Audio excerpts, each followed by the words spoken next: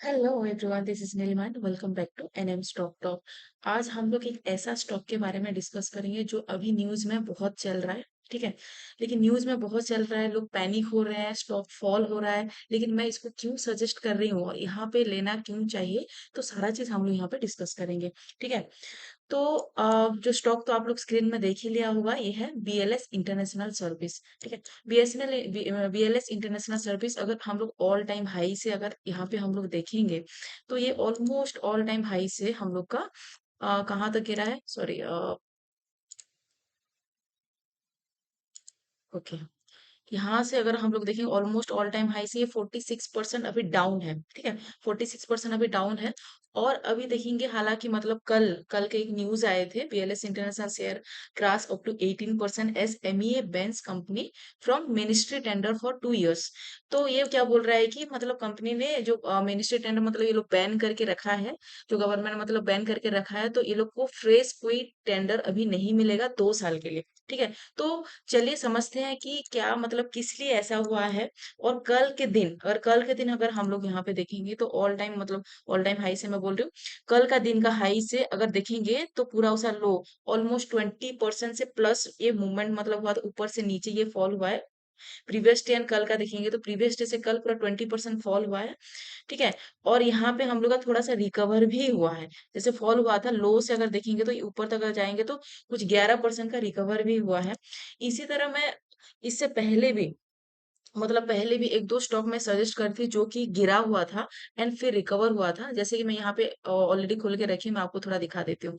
जैसे कि PNB housing, recently एक न्यूज आया था कि उसका सीईओ चेंज हुआ एंड ऑल, और धड़ाम से ये गिर गया था कुछ 970 से ये गिर के पूरा आके पूरा अपना सपोर्ट के पास रह गया था, जो सपोर्ट अपना रेंज बाउंड स्ट्रैटेजी के हिसाब से अपने सपोर्ट के पास आया था, और मैं यहाँ पे सजेस्ट करी थी।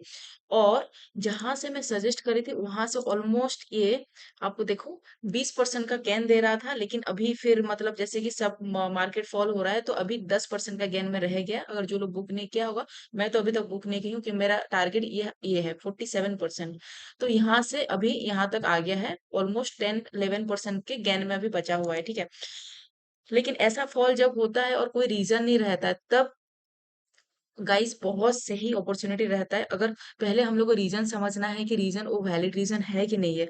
अगर वैसा कुछ रीजन नहीं है, जैसे कि कोई सीईओ जाता है, कोई कंपनी का सीईओ जाता है, तो थोड़ी ऐसा है कि कंपनी डूब जाए, राइट।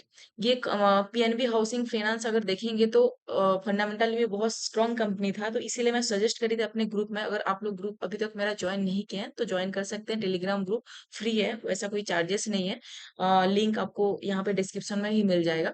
ठीक है। तो यहाँ से ये ऊपर गया था, उसके बाद और एक जो था कि बहुत लोग इसमें लॉस में थे, लेकिन हम लोग यहाँ पे 33% का प्रॉफिट भी बुक किए थे। मैं यहाँ पे बोली थी ऑलमोस्ट, यहाँ पे मैं बोली थी कि 1100 कुछ 30-40 के पास पास में हम लोग लिए थे। लेकिन मैं इसको तुरंत मतलब उसका पूरा टारगेट तक वेट नहीं करी, क्योंकि इसका फाइनेंशियल मुझे थोड़ा सही नहीं लगा कुछ। यहाँ पे ऑलमोस्ट हम लोग बुक किए थे कुछ 33% के ऑलमोस्ट बुक किए थे। एक सेकेंड, ऐसा कुछ मतलब था।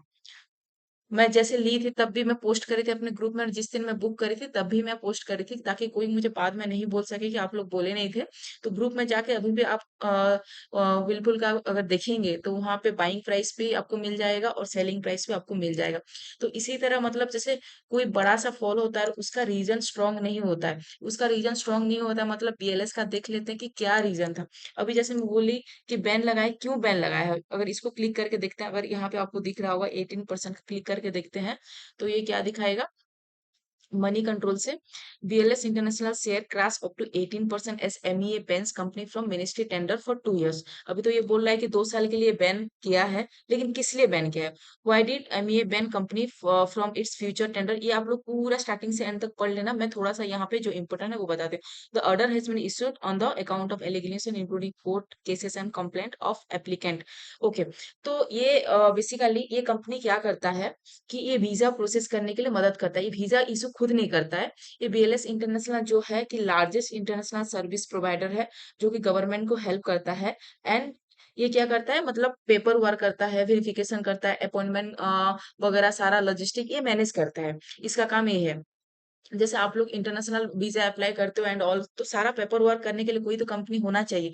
तो वैसे बहुत सारे कंपनी है, लेकिन ये एक लीडिंग कंपनी है, ये हेल्प करता है, तो इसका काम ये है। तो यहाँ पे क्या हुआ है कि कुछ एप्लीकेंट मतलब कि ये लोग कंप्लेन किए, कोर्ट के पास भी गए थे, तो उसके चलते कोर्ट ने डिसाइड किया है कि 2 साल का पेन। तो क्या लगता है कि आप लोग को कि ऐसे कोई मतलब कोर्ट में ऐसे कोई कंप्लेन वगैरह हो जाए तो ऐसे 2 साल का बैन कर ले? आपको क्या लगता है कि ये वैलिड वाला आपको लग रहा है? जबकि ये शेयर काफी नीचे सपोर्ट के पास है, और इसी टाइम ही ऐसा एक न्यूज आया है, और अच्छा खासा 18% तक गिरा है। गिरने के बाद एक स्ट्रॉन्ग कैंडल रिकवर किया है। मेरा बात समझ रहे हो?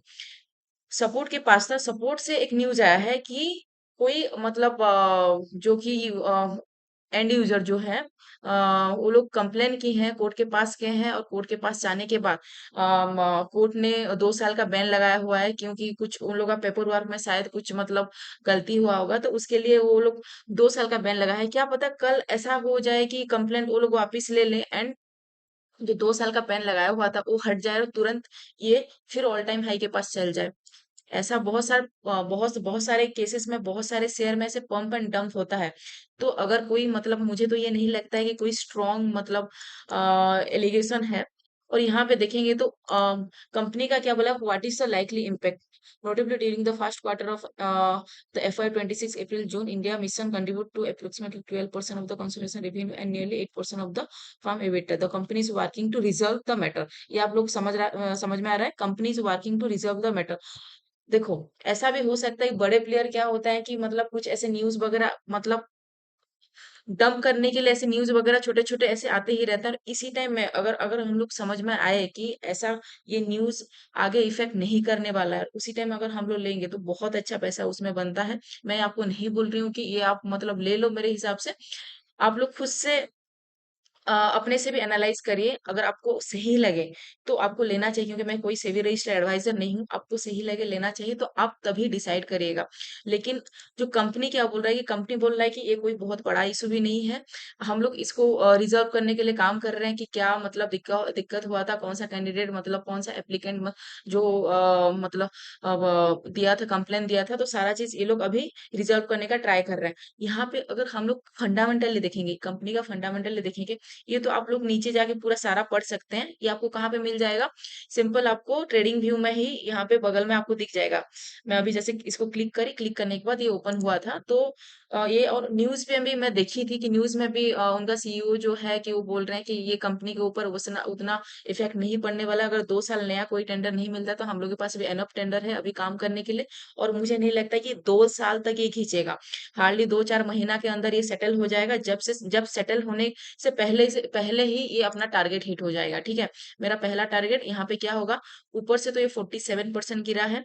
ठीक है, अभी से अगर मतलब कोई मान लो लेते हैं, जैसे कि मैं आज सजेस्ट करी और मैं अपने खुद भी ली हूँ, यहाँ से लेते हैं तो मेरा पहला टारगेट जो हो जाएगा 43%। 43% क्यों? क्योंकि ये पहले अपना सपोर्ट है, सपोर्ट से ये मेरे को रेजिस्टेंस दिखता है बार बार, यहाँ से ऊपर से नीचे आ रहा है।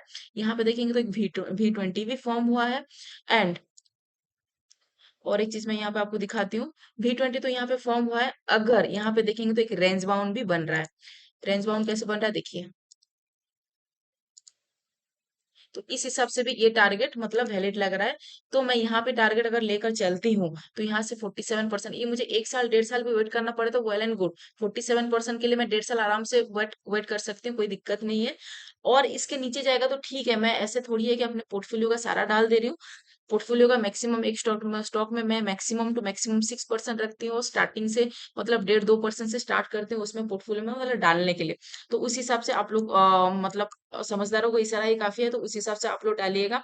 यहाँ से मुझे 43%, 44% का गेन दिख रहा है, जो कि V20 स्ट्रैटेजी है, रेंज बाउंड स्ट्रैटेजी है। सपोर्ट से ये यहाँ पे पंप एंड डंप किया हुआ है। न्यूज वैसा कुछ मुझे कोई स्ट्रांग नहीं लग रहा है। ठीक है, यहाँ पे अगर हम लोग फंडामेंटली यहाँ पे देखेंगे, तो फंडामेंटल देखेंगे तो ये मार्केट कैपिटलाइजेशन जो है इसका 12,000 करोड़ का मार्केट कैपिटलाइजेशन है। अभी इसका स्टॉक पी जो चल रहा है 21 चल रहा है। And ROC 33%, ROE 34%, which is very good. ये 33 एंड 34% हम लोग 15 और 20% से ऊपर होता है तो उसको मतलब अच्छा कंसिडर करते हैं। यहाँ पे तो 30% से भी ऊपर है। और स्टॉक हम लोग का 52 वीक लो के पास चल रहा है। ये भी एक अच्छा बात है कि 52 वीक मतलब काफी मतलब लो में हम लोग को मिल रहा है, डिस्काउंट में मिल रहा है। ठीक है। एंड प्लेस परसेंटेज भी कुछ नहीं है, जीरो नहीं है। Return of equity 34%, which is very good. And यहाँ पे थोड़ा नीचे जाके देखेंगे, इसका फंडामेंटल देखेंगे तो ऐसे कौन में rate, tax rate seems low, promoter holding has decrease 4%। ठीक है, इसको भी देखेंगे नीचे। Company is expected to good quarterly quarterly result, ये अच्छा एक्सपेक्ट कर रहा है। Profit growth 45 CAGR over last 5 year, company has good return equity, track order 3 years, ROE 32%। ठीक है, इसका देखेंगे तो मीडियम पी जो है 40 चल रहा है, लेकिन यहाँ पे BLS इंटरनेशनल 21 चल रहा है। लेकिन पी को मैं उतना मायने नहीं देता हूँ। हाँ, क्वार्टरली रिजल्ट अगर हम लोग यहाँ पे देखेंगे तो क्वार्टरली रिजल्ट भी अभी तक का सबसे हाईएस्ट है। तो जून महीना में अभी तक का सबसे हाईएस्ट है। एंड उसके पिछले बार भी अगर हम लोग कंपेयर किया जाए तो जून का, पिछले जो जून में था 121 था, 121 करोड़, अभी 181 करोड़, वो भी अच्छा पिछले से अभी बढ़ा है। मार्च में 145 करोड़ का ये लोग बताया था, और मार्च में जो पिछले जो 2024 का 85 करोड़ ये भी बढ़ा हुआ है। और दिसंबर का देखेंगे तो 128 करोड़ है, और लास्ट मतलब दिसंबर में 87 करोड़, ये भी बढ़ा हुआ है। तो यहाँ पे भी देखेंगे तो क्वार्टरली रिजल्ट भी अच्छा मतलब अभी आया है। एंड इसका सेल्स देखेंगे, सेल्स है कि जो 2015 में हम लोग का सेल्स यहाँ पे दिखाया गया है कि यहाँ पे 450 करोड़, 450 करोड़, और अभी का TTM जो है 2400 करोड़ का अभी TTM ये लोग दिखा रहे हैं, विच इज वेरी गुड। अभी का कहीं गुना मतलब बढ़ गया है, 450 से 2400 करोड़ हो गया। यहाँ पे अगर हम लोग नेट प्रॉफिट देखेंगे तो नेट प्रॉफिट जो कि 24 करोड़, 24 करोड़ से अभी बढ़ते बढ़ते ये कंसिस्टेंटली आराम से बढ़ा हुआ है, विच इज वेरी गुड। इसी टाइप का कंपनी मुझे अच्छा लगता है कि धीरे धीरे धीरे धीरे अपना प्रॉफिट ग्रो करे। तो यहाँ पे देखेंगे तो यहाँ से देखेंगे तो 50, 111, 200, 326, 540, एंड अभी हाईएस्ट एवर नेट प्रॉफिट है। ठीक है, अभी हाईएस्ट एवर नेट प्रॉफिट जो TTM में अभी हाईएस्ट एवर नेट प्रॉफिट दिखा रहा है। एंड बैलेंस शीट भी देखेंगे तो ये लोग के पास रिजर्व अभी 1690 करोड़ का है। एंड बोरोइंग जो है 356, इसके कंपैरिजन में करेंगे तो दिस इज वेरी माइनर। यहाँ से अगर माइनस किया जाए वो तो तब भी बहुत अच्छा अभी बच जाता है रिजर्व में। ठीक है। And promoter holding, okay, promoter holding जैसे ये लोग बोला कि थोड़ा रिड्यूस हुआ है, तो यहाँ पे देखेंगे तो स्टिल प्रोमोटर होल्डिंग जो है, प्रोमोटर जो है 70% स्ट्रॉन्ग है। जो FII DI हो गया आपका 8% एंड 2%, यानी कि 80%, 82% 82% अराउंड तो स्ट्रॉन्ग हैंड ही यहाँ पे है। और जो 18% है वो पब्लिक है। यहाँ पे अगर देखेंगे तो उसी में भी, पब्लिक में भी और कुछ है क्या, एक बार देख लेते हैं।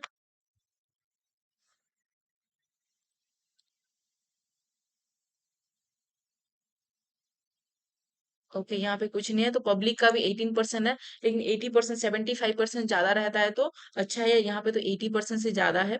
तो मुझे फंडामेंटली भी ये बहुत सही दिख रहा है, ऑल टाइम हाई पे है, क्वार्टरली ऑल टाइम हाई पे है, सब कुछ ऑल टाइम हाई के पास है। एंड स्टॉक जो है सपोर्ट के पास है, सपोर्ट के पास था। एंड यहाँ पे मुझे लगता है कि इसको डंप किया गया है, और ये तुरंत मतलब कुछ ही दिनों में ये रिकवर होना चाहिए।